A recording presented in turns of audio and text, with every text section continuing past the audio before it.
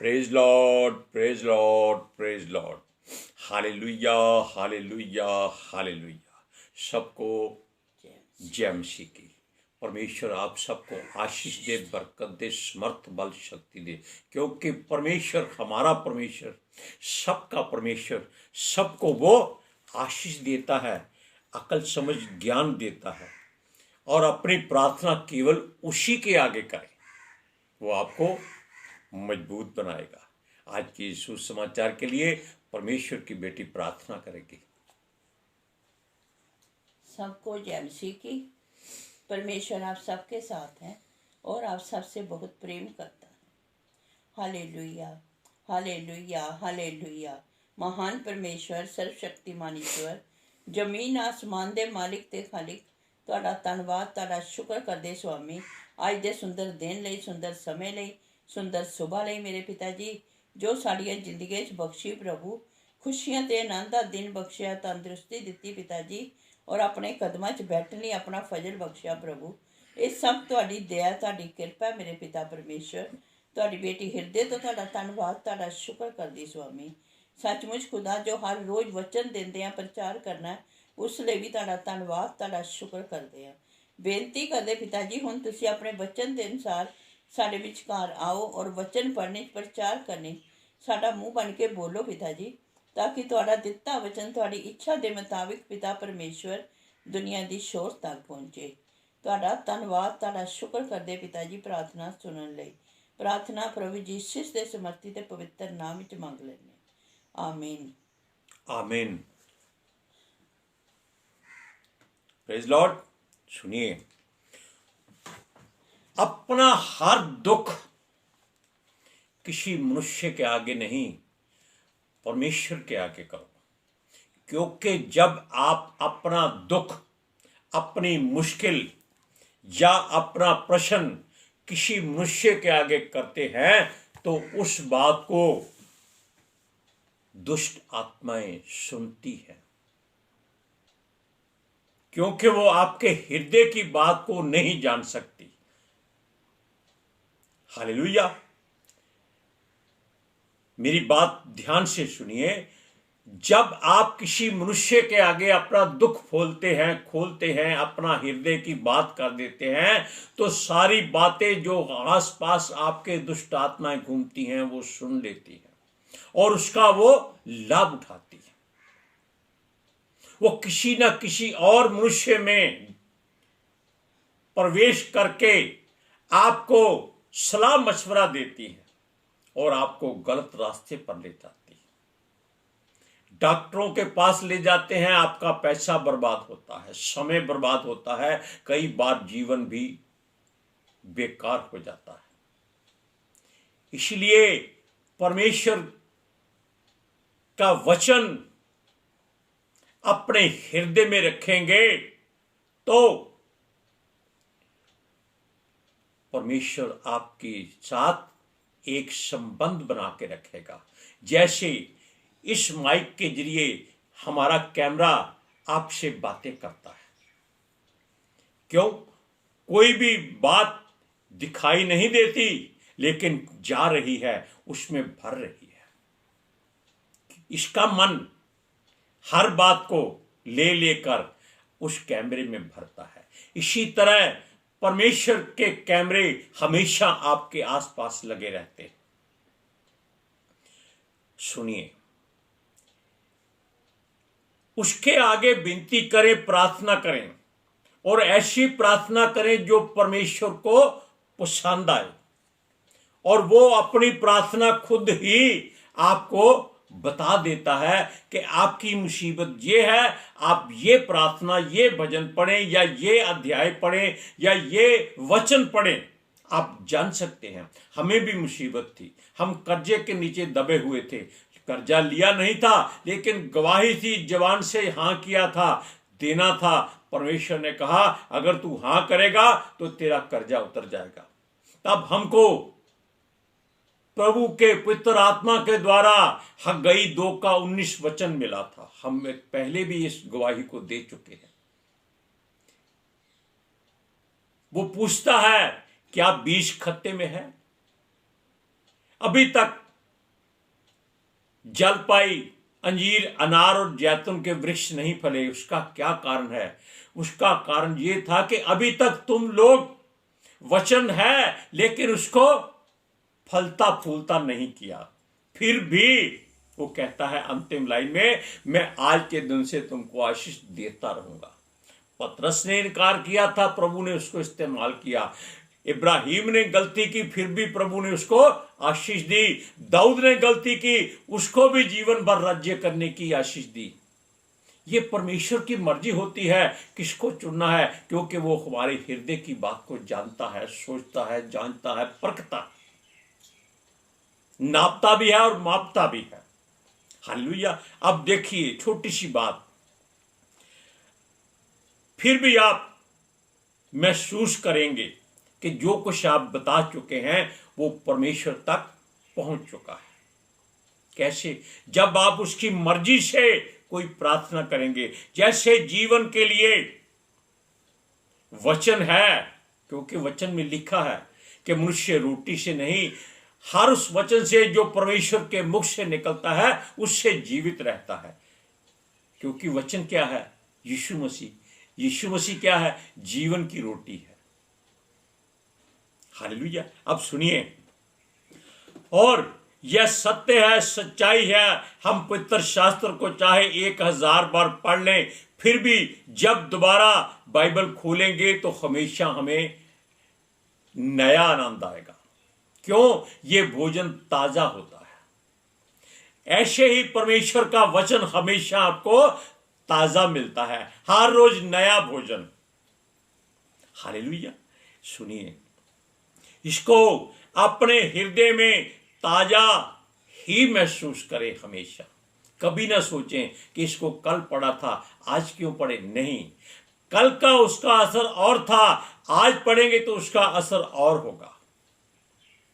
Doctor भी आपको दवाई देता है आपकी बीमारी देखकर, अपनी मर्जी से नहीं कि जाओ ये लो गोली, चले जाओ, खाओ, जियो या मरो। नहीं, परमेश्वर का वचन केवल जीवन देता है। और हम बता रहे थे कि आप अपनी बात परमेश्वर के सिवाय किसी और के आगे ना करें,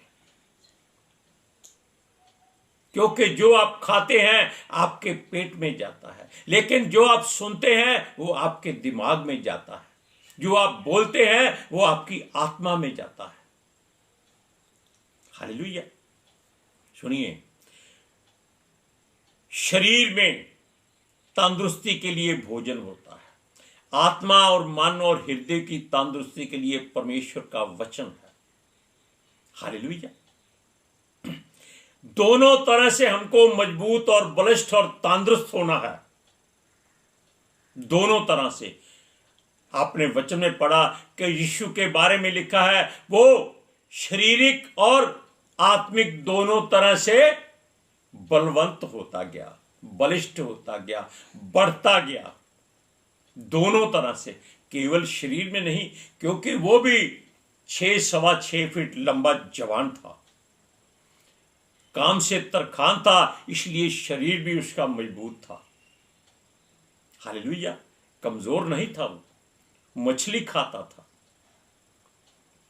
सुनिए, संसार के साथ मजबूती से रह सको इसलिए आपको दोनों तरह से मजबूत होना है। हर दुख सहने के लायक हो जाओगे। आत्मिक मजबूती इसलिए कि हर विचारों को, हर बुरी बातों को सुन सकोगे।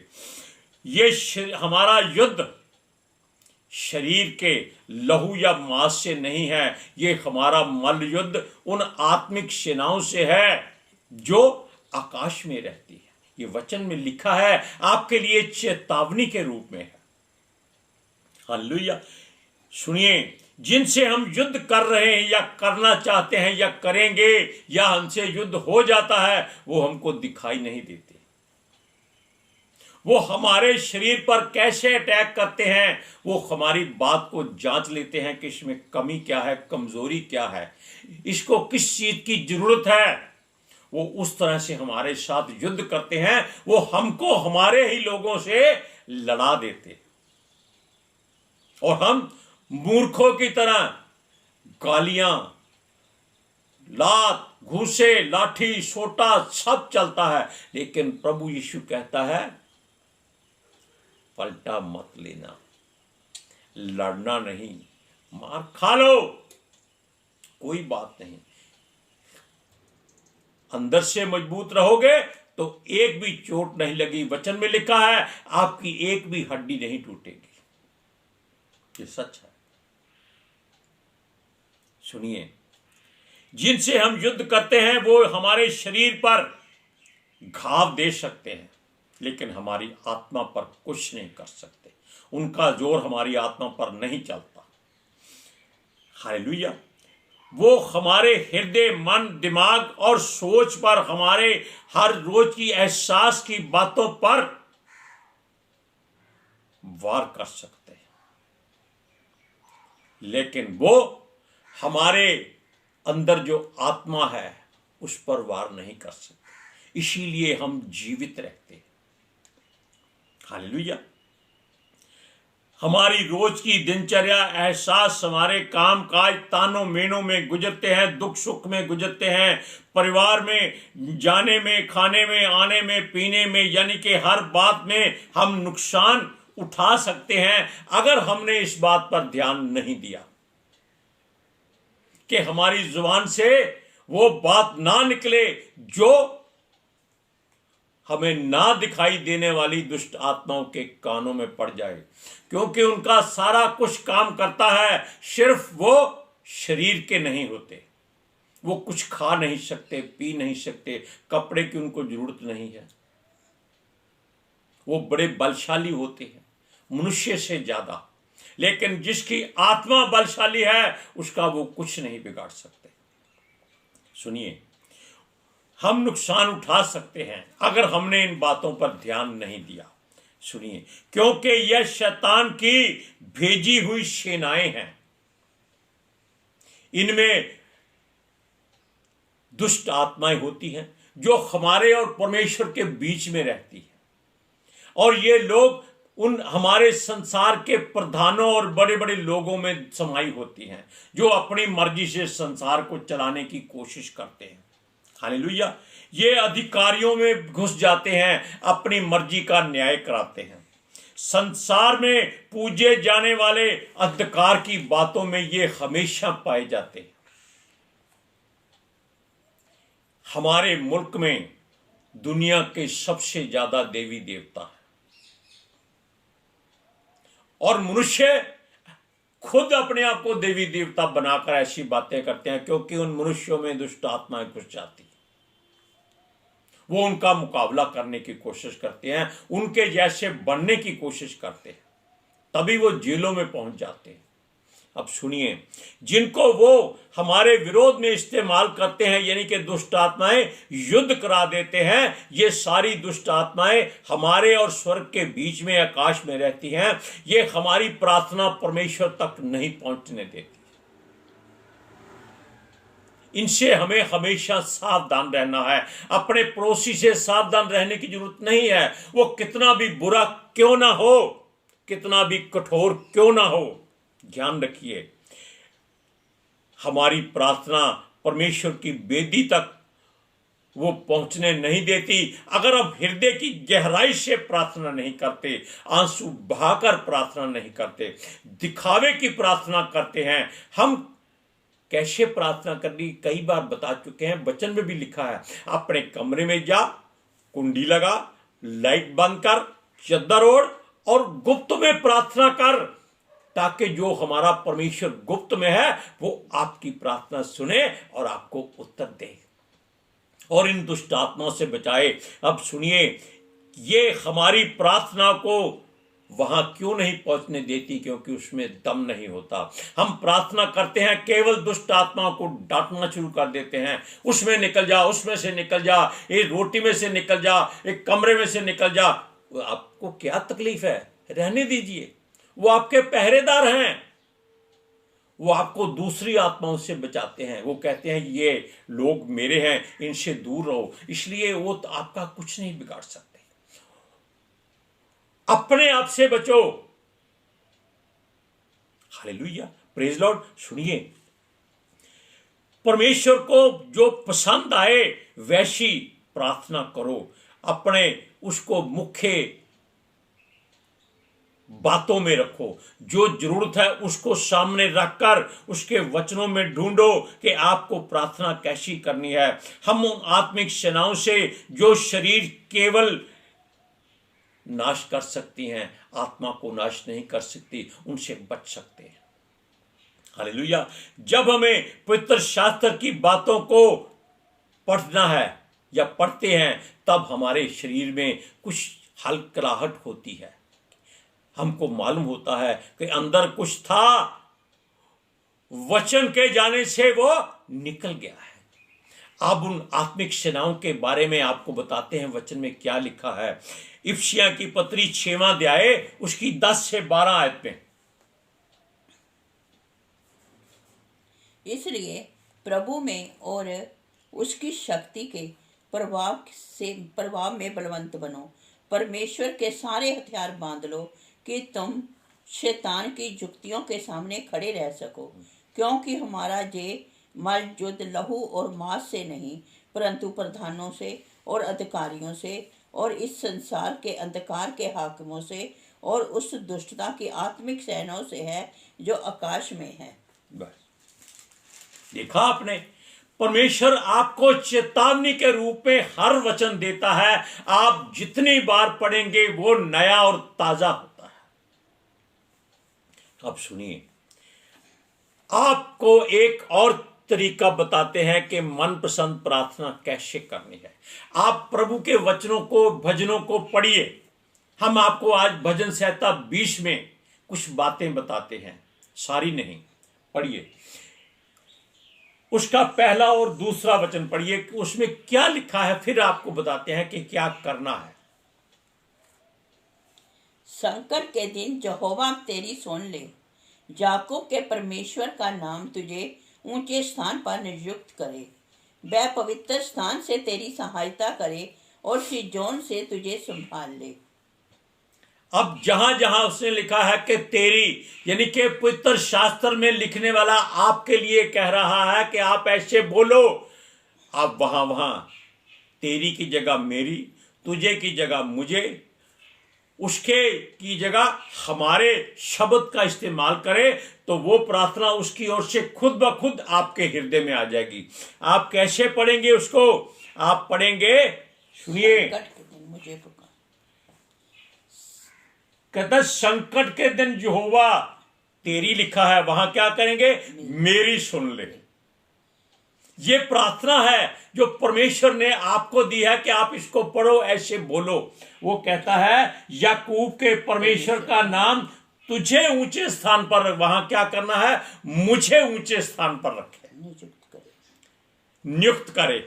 यानी कि अगर आप इन बातों पर ध्यान देंगे और आप हृदय में परमेश्वर की हजूरी को महसूस करेंगे और बलवंत होते जाएंगे, आपको अधिकार मिल जाएगा कि आप विश्वासी हैं, सच्चे विश्वासी हैं। आपको किसी से प्रार्थना कराने की जरूरत नहीं पड़ेगी। हम किसी से प्रार्थना नहीं कराते। क्यों नहीं कराते? हमारा प्रभु जिसने ये पवित्र शास्त्र हमको दिया है, वो कहता है इसको खाओ। ये वो दवाई है जिसको खाने से हम मजबूत और तंदुरुस्त रहते हैं। हालेलुया।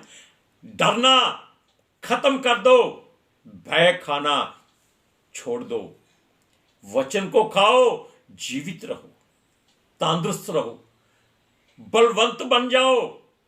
अब सुनिए,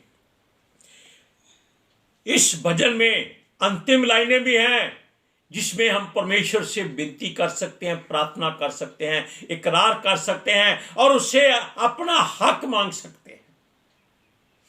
आप भजन को पूरा खुद पढ़ेंगे, लेकिन हम आपको जो तरीका बताते हैं उसके हिसाब से आप इन सेनाओं से युद्ध करने में कामयाब हो जाएंगे, उसके लायक हो जाएंगे कि आपके अंदर हृदय में एक सामर्थ जाग चुकी है। प्रभु के स्वर्गदूत आपके आसपास आ जाएंगे। क्यों? उनको वचनों की खुशबू आती है, वो तरसते हैं कि इन वचनों को वो भी सुन ले। हालेलुया। अब सुनिए, भजन संहिता हमने 1 और 2 वचन पढ़ा था, अब पढ़ेंगे भजन संहिता 20 का 8 और 9वां वचन। आगे हो जा। वह तो झुक गए और गिर पड़े, परंतु हम उठे और सीधे खड़े हैं। हे यहोवा बचा ले, जिस दिन हम पुकारें तो महाराजा हमें उत्तर दे। देखा आपने, वो कहता है वो झुक गए और गिर पड़े, कौन? जिन्होंने प्रभु के वचन को अपने हृदय में नहीं रखा। और ये सारी दुष्ट आत्माएं अगर आपके अंदर प्रभु की वचनों की आग है तो ये गिर जाती है। और वो कहता है हम उठे और सीधे खड़े हो गए, क्योंकि हमारे अंदर परमेश्वर ने ऐसा मजबूत सीमेंट भर दिया कि हम तंदुरुस्त होकर एकदम सीधे खड़े हैं, बलिष्ठ हैं, युद्ध करने के लायक हैं, लेकिन शारीरिक नहीं, आत्मिक युद्ध करेंगे। जुबान से, हृदय से, आत्मा से, मन से। अब वो क्या कहता है, खास बात सुनिए। वो कहता है हे यहोवा बचा ले। क्यों बचाए वो? अगर आप वचन को पढ़ेंगे तो वो खुद बचाएगा। उसके आगे एक खास बात लिखी है, जिस दिन हम पुकारें तो महाराजा हमें उत्तर दे। कैसे पुकारेंगे? जब आपके हृदय में परमेश्वर का वचन आ जाएगा, आप चीख कर वचन बोलेंगे, जोर से वचन बोलेंगे, जैसे अंधे ने कहा था, हे दाऊद की संतान हम पर दया कर। और यीशु के कानों में उसकी आवाज पड़ गई थी। यह बात बाहर नहीं, कमरे में होकर बातें करना है। आपको प्रभु से बातें छुप के करनी है, ताकि जब आप बाहर जाएं, आपके चेहरे से लोग देखें कि ये प्रभु से मिलके आया है। जैसे मूसा यहोवा से मिलके आता था, उसके चेहरे से किरणें फूटती थी और लोग डर जाते थे। हालेलुया। आप इन बातों को ध्यान रखिए, जो वचन हमने आपको बताए हैं उसके हिसाब से आप वचनों को पढ़िए, बोलिए और इन आत्माओं से लड़ने की ताकत हासिल कीजिए। आज के सुसमाचार के लिए परमेश्वर की बेटी प्रार्थना करेगी। सर झुकाइए। Hallelujah. Thank you Jesus, thank you Lord, thank you पितर आत्मा जी। ਤੁਹਾਡਾ ਧੰਨਵਾਦ, ਤੁਹਾਡਾ ਸ਼ੁਕਰ ਕਰਦੇ स्वामी। ਸਾਡੇ ਵਿਚਕਾਰ ਆਉਣ ਲਈ, ਵਚਨ ਪੜ੍ਹਨ ਚ, ਪ੍ਰਚਾਰ ਕਰਨ ਲਈ, ਸਾਡਾ ਮੂੰਹ ਬਣ ਕੇ ਬੋਲਣ ਲਈ ਪਿਤਾ ਜੀ। ਤੁਹਾਡੀ ਬੇਟੀ ਹਿਰਦੇ ਤੋਂ ਤੁਹਾਡਾ ਧੰਨਵਾਦ, ਤੁਹਾਡਾ ਸ਼ੁਕਰ ਕਰਦੀ स्वामी। सचमुच खुदा ਤੁਹਾਡਾ ਦਿੱਤਾ ਵਚਨ ਤੁਹਾਡੀ ਇੱਛਾ ਦੇ ਮੁਤਾबिक पिता परमेश्वर दुनिया ਦੀ शोर तक पहुँचे। लोग सुनन और सच्चाई ਨੂੰ ਜਾਣਨ और सच्चाई ਉਹਨਾਂ ਨੂੰ आजाद करे पिता जी। मैं ਤੁਹਾਡਾ ਧੰਨਵਾਦ, ਤੁਹਾਡਾ ਸ਼ੁਕਰ ਕਰਦੀ पिता जी।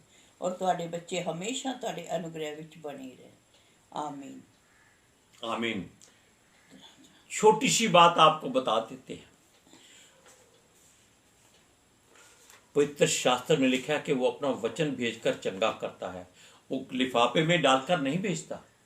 हमने बोला, आपने सुना, आपके पास वचन पहुंच गया, आपके हृदय में काम करता है दवाई की तरह, आप तंदुरुस्त हो जाते हैं। Hallelujah, praise Lord. आज के सुसमाचार के लिए धन्यवाद। परमेश्वर आपको आशीष दे। सबको जय मसीह की।